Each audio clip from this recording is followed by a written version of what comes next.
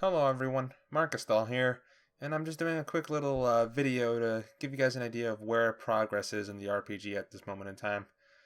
As you can see here, we're in actually a Unity scene right now. I'm recording this straight off of my play mode view within Unity. I should probably let you guys know this is a lot less formal than some of my other videos. I'm just recording with the Oculus Rift on as I have it.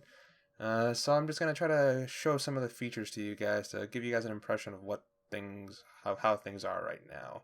As you can probably see right now, the head's actually a little bit miscalibrated. This tends to happen with Oculus when you first start it up. It's just going to use the position the Rift was originally in as a default point. And that can be somewhat problematic since, that position might be on your desk or behind your chair or something. So that'll probably leave the Rift in a bit of an unsynced state. It was kind of on a different angle on my head right now, so when I dropped it down to my current facial angle, it kind of has me at like neck height right now. So I've got a little button here. I'm using the back button, and upon pressing it, it'll reset the Rift view. I'm just gonna try to look straight forward as much as I can, and there we go. Now things should be a little bit better. Okay, yep, I think that's my chest down there. Still can't get used to that, but yeah, guys, this is the current testing area I did. Just a simple 1x1 cube texture I have down there just to have something a little bit more interesting than a blank plane as the backdrop for most of the scene. I've kind of set up this mirror-looking thing a little while back. It's not an exact mirror, but it does give you an idea of what the character looks like. So you can see that follows my head movements a bit. Kind of want to get the ponytails to move around later on, but that's not a priority. But yeah, as you can see here, when I press the analog stick forward and back right now, it moves me forward and back just like the original prototype.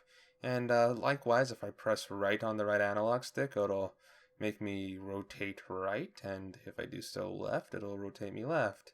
It's analog input, so it'll be nice and smooth depending on how fast or slow you put it. Well, not necessarily. I'll get to that a little bit later in this video. But yeah, I've gotten this planar movement has been basically set up for a while now. When I first set up with the character finished up, all I did was try to import all the original scripts from the prototype and get them more or less functional in the newer build. So we've got that going right now. So the basic movement script hasn't been altered all that much. Although I did kind of add a bit of a double tap feature. It's a little lenient right now since I was trying to be a little bit, just to make sure that it worked. But later on, I'll probably make it a little bit more, how should I put it, precise or time sensitive. So here's an example. I'm going to try to tap very loudly. Oh, as you can see, the sword just pulled up because I instantly jumped to the right analog stick. I'll get to that in a bit. But yeah, so here we go. I'm going to double tap. As you can see, if I just tap normally, I move slowly, but if I double tap, it's a lot faster. I actually also had it intended so if you jostle the analog stick left and right, that would also work. But that hasn't been properly implemented entirely yet, but that'll be something for later. Again, mostly polished things. But yeah, I'm kind of okay with this right now. I actually want to make it a little bit more physically bound. I'm not too sure I'm going to make the rotational or the torque something that's physically bound, since I think that might be a little bit too much for motion sickness. But I think that movement forward, back, or in a planar translation sense might actually be somewhat viable, since it doesn't require too much strain on your sense of motion to interpret, especially since I've got jumping down, and that doesn't seem to bother. Oh yeah, that's another thing. I've also got kind of jumping. With the left analog trigger, if you slightly tap it down or steadily move it down, it'll bring your character downwards. As you can see, I'm kind of steadily moving down here. My knees are bent.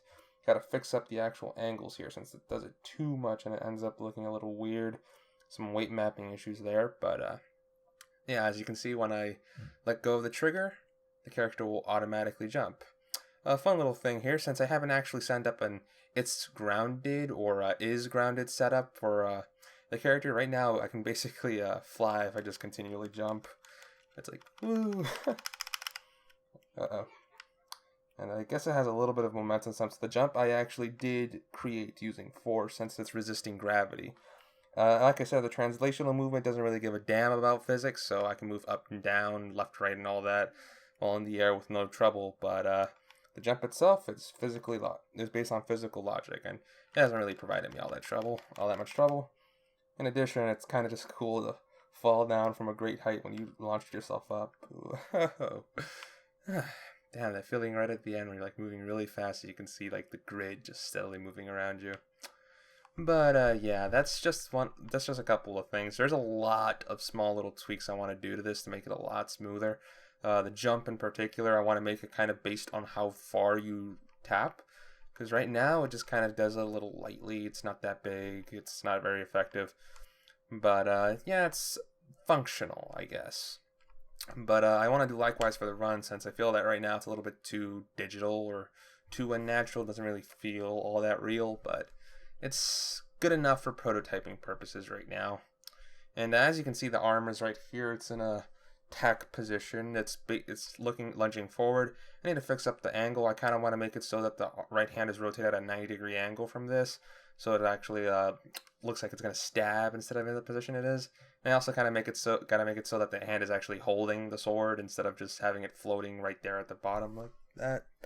But yeah, it's for now it was good enough for testing. This is actually one of the things that's been troubling me for a little while. There is getting the sword to move along with the right analog stick. Every movement that the arm is making right now is happening because I'm moving the analog stick. So if I move it to the left, it moves slightly left. Right, it goes all the way back there. I think I'm actually going to reduce that. I don't want it to go all the way back, in spite of the fact that that's actually the amount of flexion that the human arm actually does have, so it should be able to go that far back IRL, but I don't think I need that much flexion in this thing. But yeah, I can move up, down, left, and right. The issue before that you might have seen in the initial prototype would be that the arm would teleport, basically. It would just kind of pop in from one space to another. And that's caused partially because the arm is just moving way too fast. So what I've done is that I've set up a method to kind of slow it down or work a stabilizer into it so that the arm will only move so fast. It makes it kind of less one-to-one like I initially intended with the analog stick, but it does make it slightly more engaging and feel a little bit more tangible as compared to full-on teleportation, although even the current speed I've got it at is pretty darn fast. As you can see here, I'm moving my finger like crazy, but it's still kind of keeping pace. Let's see what happens if I rotate it. If I rotate it to the left, it's over here, up, all the way back down, and then it kind of flips downwards and goes through the body. Oh gosh, so much polish is necessary. And another thing with the elbow I just added in there, you can actually right trigger does the elbow. As you can see, it's not very stabilized. That's the thing I wanted to mention with the analog stick. The analog stick inputs are nowhere near as smooth as I would have liked, and this can be easily seen with the trigger right here. As I barely managed to hold it steady enough, you can kind of see the hand just jostling a little bit because it can barely keep the stability of its float value. Whereas by comparison, the arm, it just doesn't give a damn because I stabilized it. Sorry, just a little tired. But yeah, this is more or less where things are at in some respect. There's a lot more work that needs to be done, clearly, but most of the functionality has been set up. I still have to set up some kind of arts here. The sword, when you move it all the way outwards, upwards, downwards, left, should charge. So that should be a strong attack. And if you hold down the trigger, as we have right here, to its maximum, instead of moving your elbow, I think I should have it to make it maybe move the wrist. I'm still not too sure if I'm even going to have elbow movement, since it's not all that necessary. But yeah, when you move the wrist, it should change the angle of the sword, which should aid in blocking. But also, if you all the way hold it down and you set up and you're at an outward position, or at the very least not completely at zero in terms of the analog stick's movement, you will be able to initiate one of 5 directional arts: an upward art, a downward art, a leftward art, and a rightward art. These arts are as well as a middle art, sorry about that. But these arts will kind of be determined by you. You have to pick which art you want to use, and they'll mostly be based on crowd control and manipulating your enemy.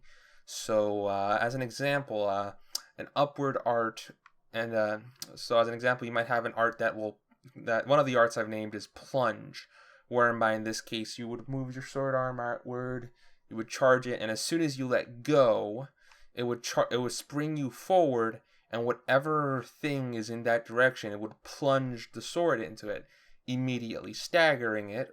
Or if you use lunge, it would suddenly charge you forward across the enemy, allowing you to quickly get a stab in, as well as linking it together with your blade. So that would be another means of controlling your area. Or you could also just use a linear strike, which would quickly propel you forward, hit your foe. It might not necessarily stagger them, but at the very least it would get you across and away from your enemy, enabling you to get another angle, which could be particularly useful if you use the lock-on mechanism, which I demonstrated last time. If you click onto the left click on the stick, I guess it's called L3 on the PS3 controllers. Not too sure if it's left bumper or something like that on the Xbox controllers, but yeah, if you just click it in, it'll lock on to whatever you were facing before, and now that is your pivot point per se. I am pardon the occasional hiccups. I'm not too sure what's causing that. I think it's an issue with my script since that wasn't there before.